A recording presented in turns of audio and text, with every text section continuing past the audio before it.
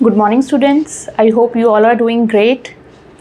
जैसा कि हमने लास्ट वीडियो में बात की थी, आज हम जिस टॉपिक के बारे में बात करेंगे वो है intelligence and theories of intelligence.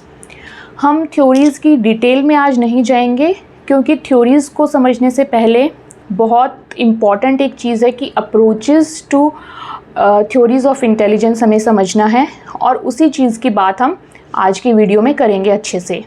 So let's start with the topic।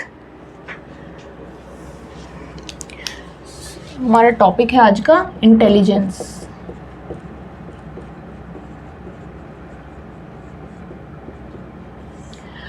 अब जब हमने एट्रीब्यूट्स की बात की थी, साइकोलॉजिकल एट्रीब्यूट्स की, तो उस वीडियो में हमने इंटेलिजेंस को एक एट्रीब्यूट की फॉर्म में ऑलरेडी हम डिस्कस कर चुके हैं। वहाँ पे हमने क्या समझा था कि ये एक ग्लोबल कैपेसिटी होती है टू अंडरस्टैंड द वर्ल्ड, या फिर this is also to think rationally, logically हम कितना सोचते हैं, एंड हम कैसे एक्ट करते हैं या कैसे रिएक्शन देते हैं इन द आउटर वर्ल्ड। अगर सपोज़ हमें किसी चीज़ से खतरा है तो we tend to protect ourselves, right. तो ये सब कुछ डेफिनेशंस हैं जो कि इंटेलिजेंस की होती हैं, और इंटेलिजेंस के बेसिस पे हम एक पर्सन को दूसरे पर्सन से डिफ्रेंशिएट भी कर सकते हैं, राइट। एंड पता लगा सकते हैं कि उनका बिहेवियर अभी कैसे एनवायरनमेंट में कैसा होगा। तो ये सब चीज़ें हमें इंटेलिजेंस को समझने से हम इन चीज़ों को डिराइव कर सकते हैं। अब जैसे कि हमने एट्रीब्यूट को एक वर्ड से समझा था हिंदी के, जिसका नाम है गुण, वैसे ही हम इंटेलिजेंस को समझने के लिए एक वर्ड, हिंदी वर्ड का ही सहारा लेंगे जिसे कहते हैं बुद्धि। तो इंटेलिजेंस को हिंदी में हम कहते हैं बुद्धि।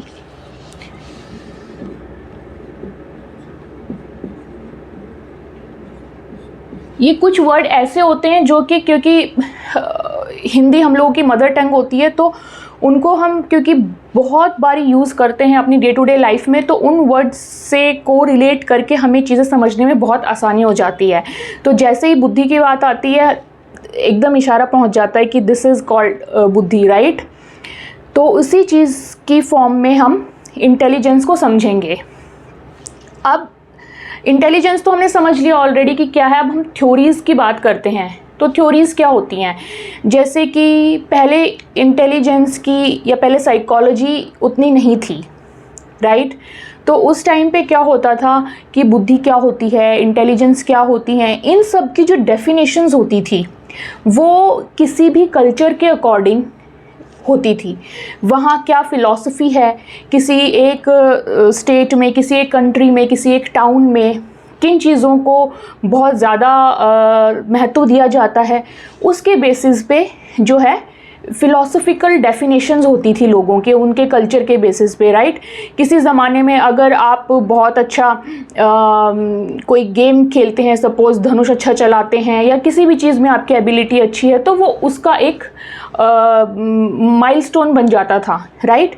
तो इस टाइप की जो चीज़ें होती थी कि टाइम टू टाइम जैसे जैसे कल्चर चल रहा था या जहाँ पे जिस चीज़ की ज़्यादा इम्पोर्टेंस होती थी, उसके अकॉर्डिंग इंटेलिजेंस की डेफिनेशंस अपनी रहती थी। कोई एक स्टैंडर्ड चीज़ नहीं थी क्योंकि किसी ने उसको एज सच साइंटिफिकली स्टडी नहीं किया था। तो ये तो बात है बहुत पहले की। और हम भी अगर एक नॉर्मल लेमैन लैंग्वेज में बात करें तो हम क्या कहते हैं कि अगर हम देखते हैं कि कोई बहुत अलर्ट है, या किसी का सेंस ऑफ ह्यूमर अच्छा है, या कोई बहुत जल्दी से कोई किसी पज़ल को सॉल्व कर लेता है, तो हम कहते हैं this person is very intelligent, right. जबकि हमने कोई उसके जो एबिलिटीज़ हैं उनको कोई मेजर नहीं किया है, just by looking at these kind of science हम बोल देते हैं दिस पर्सन इज़ इंटेलिजेंट। वो भी हम अपने सराउंडिंग्स में जो हमारे चीज़ ट्रेंड में होती है उसके अकॉर्डिंग ही बोलते हैं, राइट। अगर आप ऐसे एनवायरनमेंट में रह रहे हो जहाँ पे सेंस ऑफ ह्यूमर को बहुत ज़्यादा महत्व दिया जाता है, तो जिसका वो बहुत ज़्यादा अच्छा होगा, आप कहोगे वो बहुत इंटेलिजेंट है। या जहाँ पे अगर मैथमेटिकल एबिलिटीज़ को सॉल्व करने का दिया जाता है तो वहाँ पे उसको कहेंगे। कहीं पे रिसर्च अगर करने की कैपेबिलिटी किसी में ज़्यादा है तो हम उसको कह देते हैं। तो ये तो एक पार्ट हो गया सारा जो कि अनसाइंटिफिक डेफिनेशंस से रिलेटेड है। अब उसके बाद क्या हुआ कि धीरे धीरे करके इन सब चीज़ों के बाद, या जैसे एक नॉर्मल इंसान सोचता है, फिर साइंटिफिक स्टडीज़ होनी शुरू हो गई इंटेलिजेंस को लेके, बुद्धि को लेके, कि ये है क्या, राइट। अब इसको समझते समझते काफ़ी सारे साइंटिस्ट आए हमारे।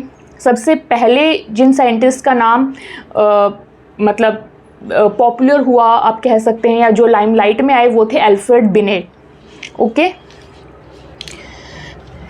तो पहले साइंटिस्ट हमारे आए थे, just a minute, okay, Alfred beneath.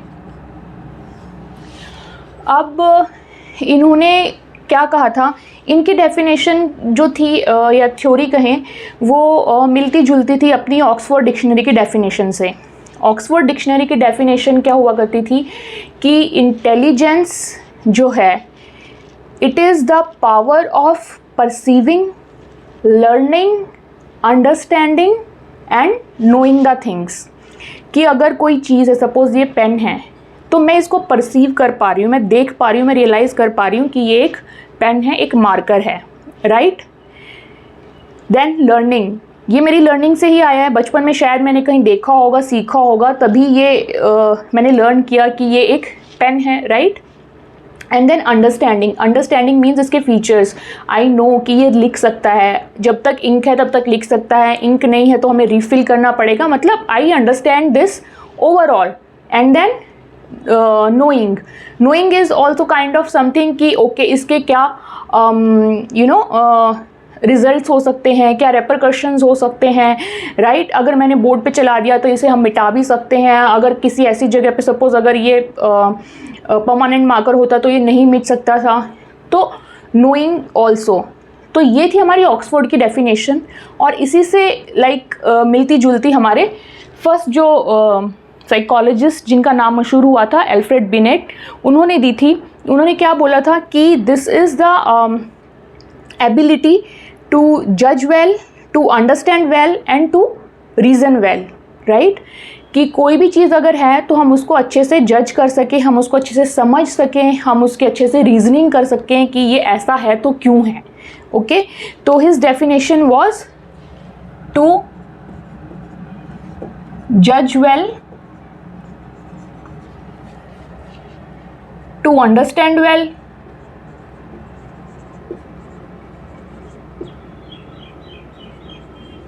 and to reason well।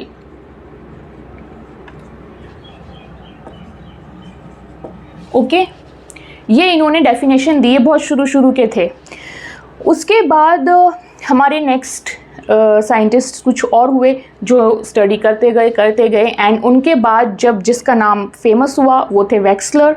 उन्होंने क्या कहा था, उन्होंने ये फंक्शनिंग बेस्ड पे उन्होंने इंटेलिजेंस को समझा और अपना एक डेफिनेशन कह सकते हैं आप, वो दिया। उन्होंने बोला कि ये जो है, ये किसी भी इंडिविजुअल की एक एबिलिटी है चीज़ों को रैशनली थिंक करना। रैशनली मीन्स लॉजिकली थिंक करना, एंड देन पर्पसफुली उस पर एक्ट करना, किसी भी चीज़ पे, किसी भी सिचुएशन पे, और बेसिकली अपने एनवायरनमेंट के साथ इफ़ेक्टिवली डील करना। ओके, ये वेक्सलर ने बोला था। इसमें मेनली उन्होंने जो एम्फेसिस किया था वो किया था एनवायरनमेंट से हम डील कर सकें, राइट। अब ये चीज़ तो इन्होंने ऑलरेडी ही बोल दी थी, और उन्होंने जो मेन था कि अपने एनवायरनमेंट से इफ़ेक्टिवली कैसे डील किया जा सकता है। तो नेक्स्ट जो हमारे आए थे, ये अभी काइंड ऑफ हिस्ट्री ही चल रही है। अभी हम जो एक पर्टिकुलर अप्रोचेज़ आई थी लाइक इन सम फॉर्मेट्स, वो उस पर हम अभी आगे आएंगे। अभी ये काइंड ऑफ थोड़ा सा हिस्ट्री का हम पढ़ रहे हैं, थ्योरीज़ का। नेक्स्ट थे हमारे वेक्सलर। तो इन्होंने क्या कहा था, टू थिंक रैशनली,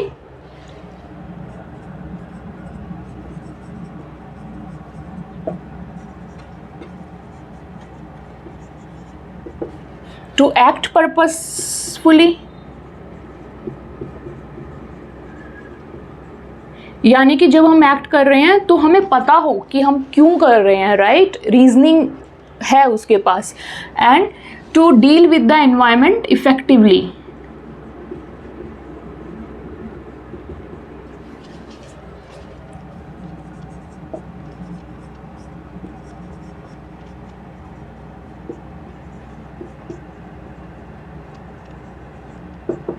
ओके, अब वेक्सलर तक आ गए। उसके बाद जो हमारे और साइंटिस्ट आए फर्दर, उनमें जो जिनकी फेमस हुई वर्क वो था gardener and Sternberg.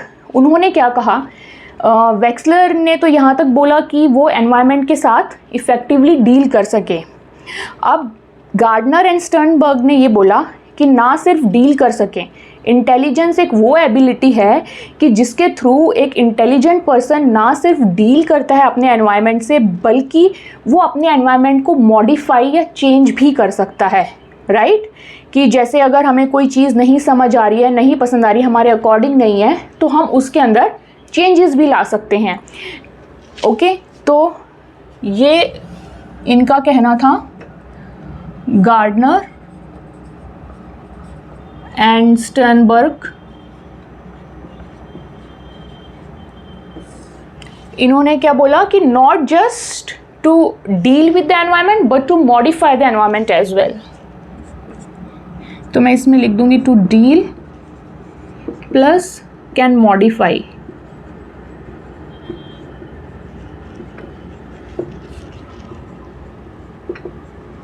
The environment also.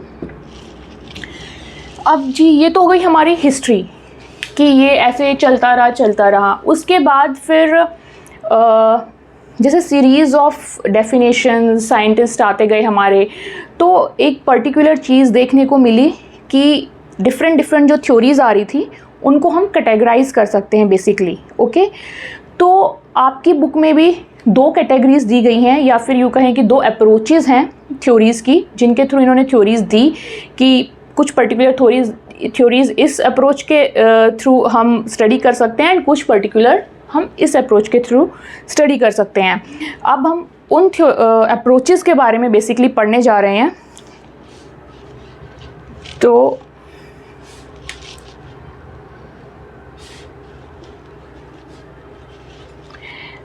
Okay, it is approaches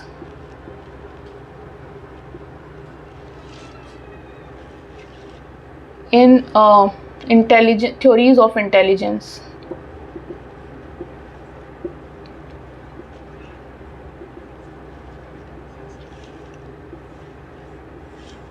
okay, अब ये जो अप्रोचेस थी ये बेसिकली टू टाइप्स की थी। एक्चुअली तो बहुत 4 to 5 टाइप्स की होती हैं, कहीं 3 टाइप्स की बताते हैं, कहीं 4-5 टाइप्स की बताते हैं, बट आपके सिलेबस में इन्होंने 2 टाइप्स की दी गई हैं, तो हम उन्हीं पे फोकस करेंगे। तो ये है साइकोमेट्रिक या फिर structural.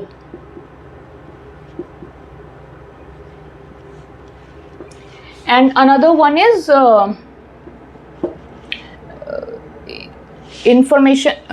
theory of information processing approach.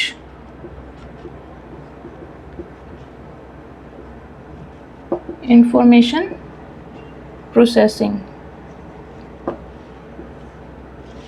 अब ये तो आपको शायद नाम से ही समझ आ गई होगी कि इंफॉर्मेशन प्रोसेसिंग है, तो इसमें कुछ ना कुछ ऐसा होगा कि हमने जो इंफॉर्मेशन ली है, परसीव किया है कुछ, तो उसको हम कैसे प्रोसेस करेंगे एंड देन कैसे उसके एक्शंस होंगे। ओके, साइकोमेट्रिक थोड़ा सा न्यू समथिंग लग रहा होगा, अभी हम इसको समझेंगे अच्छे से, एंड हम इसको समझते समझते हम साथ में इन दोनों के डिफरेंस को भी रियलाइज़ करेंगे कि कैसे दोनों एक दूसरे से डिफरेंट हैं। साइकोमेट्रिक क्या होता है, पहले हम पहले हम स्ट्रक्चर वर्ड को समझ लेते हैं, ये थोड़ा इजी है तो पहले हम इसको समझते हैं। स्ट्रक्चरल क्या होता है? इट इज़ स्ट्रक्चर, कि किसी भी चीज़ का क्या आकार है, क्या है वो चीज़ बेसिकली, राइट। अब जैसे मैं इस पेन की ही बात करूं, तो इस पेन का अगर मैं स्ट्रक्चर पूछूं तो आप कैसे कहोगे? It is cylindrical and then pointed, right. या कुछ भी इसके अंदर क्या लिखा है, इसको डिस्क्राइब करने के लिए हमें इसके स्ट्रक्चर की ज़रूरत पड़ेगी समझने के लिए, राइट। तो वो हो गया एक स्ट्रक्चरल चीज़। And psychometric. साइकोमेट्रिक होता है किसी भी चीज़ को जब आप समझते हैं थ्रू टेस्ट, ओके, तो वो चीज़ फिर अगर आप टेस्ट के थ्रू उस चीज़ को समझते हैं तो लास्ट में जो आपका रिज़ल्ट होता है वो बेसिकली रिज़ल्ट एक वैलिडेटेड रिज़ल्ट की फॉर्म में होता है, एक रिलायबल रिज़ल्ट होता है, राइट। तो ऐसे एक प्रोसेस को हम कहते हैं साइकोमेट्रिक। अभी तो आप 12th स्टैंडर्ड में हैं तो आप इतना इस वर्ड को एनकाउंटर नहीं करेंगे, लेकिन जैसे जैसे आप अपने हायर स्टडीज़ में जाएंगे वहाँ आप अगर जो साइंटिफिकली अप्रूव्ड स्केल्स होते हैं उनको जब अपने आप स्टडीज़ में रिसर्च वर्क में यूज़ करेंगे तब आप देखेंगे कि साइकोमेट्रिक प्रॉपर्टीज़ किसी भी स्केल की हमें देखनी होती हैं। उससे हमें पता चलता है कि वो स्केल कितना रिलायबल और कितना वैलिड है। तो ये एक तरीके से आप कह सकते हैं प्रमाणित हो जाती है वो चीज़ कि वो कितनी ठीक है, किस हद तक कितनी ठीक है, क्योंकि वो टेस्टेड होती है, राइट।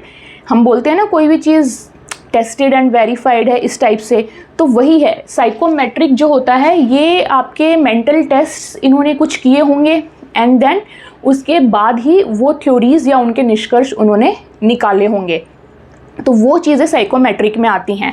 और स्ट्रक्चरल है तो आप समझ सकते हैं कि इसका सीधा सीधा मतलब स्ट्रक्चर से है, ओके। तो इसकी पहली ही जो डेफिनेशन बनती है वो ये बनती है कि इन्होंने जो है जिन साइंटिस्ट ने ये अप्रोच फॉलो की थी उन्होंने बुद्धि को या इंटेलिजेंस को एक स्ट्रक्चर के रूप में समझने की कोशिश की थी कि ये क्या है और इसकी क्या एबिलिटीज़ हो सकती हैं, राइट।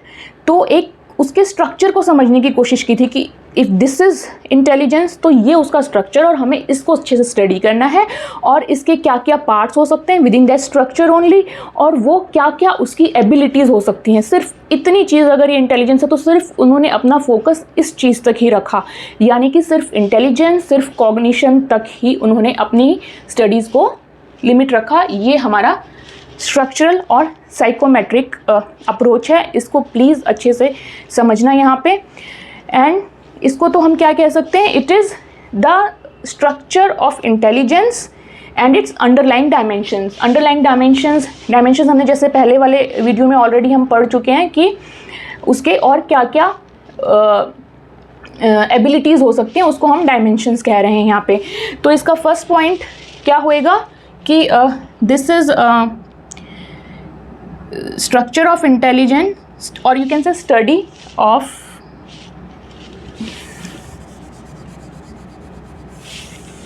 इतना लिखूंगी बहुत लंबा हो जाएगा, मैं जस्ट पॉइंट्स लिख देती हूँ आपके अंडरस्टैंडिंग के लिए। Study of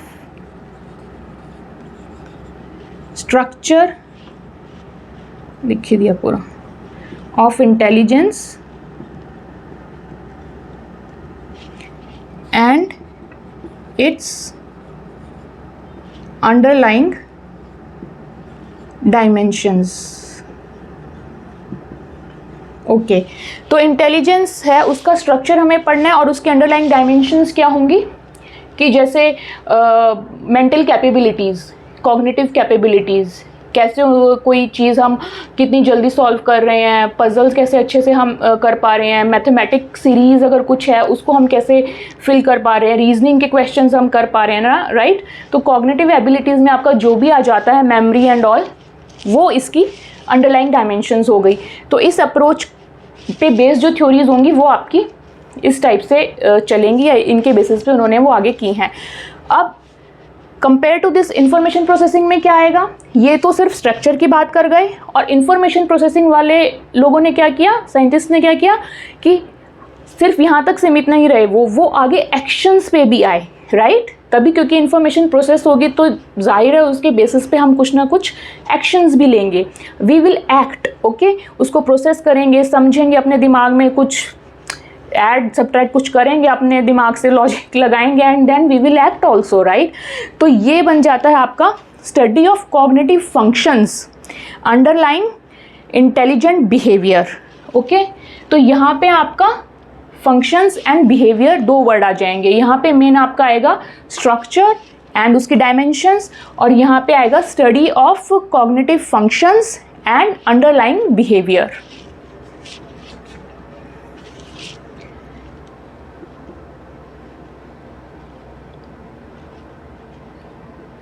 cognitive functions and their underlying behavior। क्योंकि जब हम कोई चीज़ को इन्फॉर्मेशन को प्रोसेस करते हैं तो उसमें ऑफकोर्स कि हमारे कॉग्निटिव एबिलिटीज़ फंक्शन कैसे कर रही हैं वो पिक्चर में आएगा, एंड हमारा बिहेवियर क्या निकल के आ रहा है उसके बेसिस पे वो पिक्चर में आएगा, राइट। तो ये डिफरेंस आई होप आपको क्लियर है अच्छे से। देन नेक्स्ट डिफरेंस इसका जो हमारा आता है वो ये है कि अब बाकी के जो डिफरेंस आएंगे वो इसी डिफरेंस, ये मेन डिफरेंस है, इसके बेसिस पे ही आएंगे। अब ये क्योंकि सिर्फ डायमेंशंस की बात करता है, डायमेंशंस मतलब कॉग्निटिव कैपेबिलिटीज़, मैं यहाँ लिख ही देती हूँ सो दैट आपको याद रहे। Dimensions here is cognitive capabilities. तो ये जो है हमारा ये होता है aggregation of cognitive capabilities. Aggregation means sum up, कि जितनी भी हमारी कॉग्निटिव कैपेबिलिटीज़ हैं सबको मिला के एक इंडेक्स की तरह, कॉग्निटिव इंडेक्स की तरह ये प्रेजेंट करते हैं कि ये है जी हमारी बुद्धि, तो that's it. Okay, so this is performance in terms of, पहले हम लिख लेते हैं कि this is aggregation of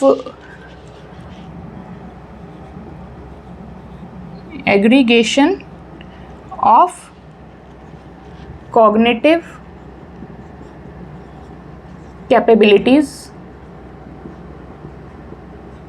okay, अब ये तो एग्रीगेशन ऑफ कॉग्निटिव कैपेबिलिटीज़ हो गया, एंड ये क्या होगा, ये हमारी intellectual reasoning and problem solving capacity होगी, right. Here what we will use, intellectual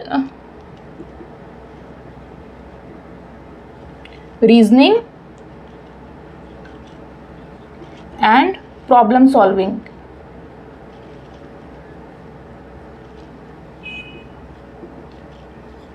right, and then उसके बाद कॉग्निटिव कैपेबिलिटी, ये एग्रीगेशन ऑफ कॉग्निटिव कैपेबिलिटीज़ हो गया। एग्रीगेशन ऑफ कॉग्निटिव कैपेबिलिटीज़ का मैंने अभी बताया कि इन्होंने बस उसी को एक एग्रीगेशन किया, समअप किया, तो इसको हम किस और टर्म से हम इसको जान सकते हैं, in the terms of single index of cognitive abilities. तो इन्होंने मतलब एक ही नाम दे दिया है कि बस ये this is our intelligence, single index of cognitive capabilities, or you can say cognitive ability। एक वर्ड यूज़ कर लेते हैं हम क्योंकि सिंगल इंडेक्स हमने लिया, सिंगुलर फॉर्म में हम यूज़ कर लेते हैं इसको, इट्स ओके। और ये जो रहेगा हमारा ये क्या रहेगा, it is the main focus is how a person is acting out of the cognitive functions, जैसे वो काम कर रहे हैं, तो this is mainly related to behaviour. और we can say main focus is how an intelligent person acts. Main focus is on how an intelligent person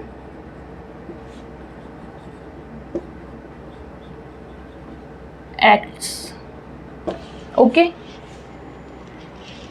तो ये हमारे आप कह सकते हैं कि ये तीन हमारे डिफरेंस हो गए।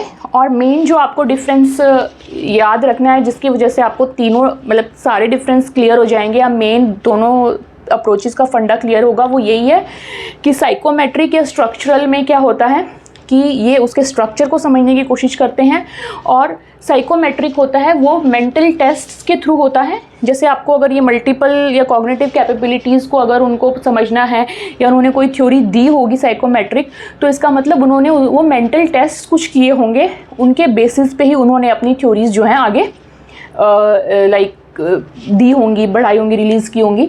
एंड साइकोमेट्रिक का इसमें बहुत बड़ा रोल होता है। एंड देन स्ट्रक्चरल इज़, उनकी जो स्टडी थी वो स्ट्रक्चर तक एंड कॉग्निटिव कैपेबिलिटीज़ तक लिमिटेड थी। और यहाँ पे कॉग्निटिव कैपेबिलिटी के बाद की बात आती है कि कॉग्निटिव फंक्शंस कैसे होते हैं, एंड वो हम उनके बाद हमारा बिहेवियर कैसा होता है, वो सब चीज़ें। ओके, आई होप ये अप्रोचेस आपको क्लियर हैं। अगर ये आपको अच्छे से क्लियर हो जाते हैं तो आपको थ्योरीज़ पढ़ने में बहुत मज़ा आएगा और बहुत अच्छे से समझ भी आएंगी। अब हम नेक्स्ट जो पढ़ेंगे वो हम पढ़ेंगे इनकी टाइप्स, मतलब थ्योरीज़ कौन कौन सी हैं। तो अभी उतनी जगह भी नहीं है, बट ये अच्छे से याद कर लेना नेक्स्ट टॉपिक में। इसमें एक्चुअली 5 थ्योरीज़ दी गई हैं उन्होंने। साइकोमेट्रिक के आपके सिलेबस में 5 थ्योरीज़ हैं एंड इंफॉर्मेशन प्रोसेसिंग की 3 थ्योरीज़ हैं। तो इतना ही याद रखो आज। नेक्स्ट वीडियो में हम थ्योरीज़ कवर करेंगे एंड 1 बाय 1 हम कवर करेंगे। पहले हम साइकोमेट्रिक अप्रोचेस वाली थ्योरीज़ करेंगे एंड देन हम इंफॉर्मेशन प्रोसेसिंग वाली थ्योरीज़ करेंगे। तो आई थिंक इसको समराइज़ हो ही गया ऑलरेडी, मैंने अभी दोबारा से बताया है ये। तो I hope this is clear to you and then see you in next video. We will study about the theories related to psychometric approaches. Till then, take care. Bye bye.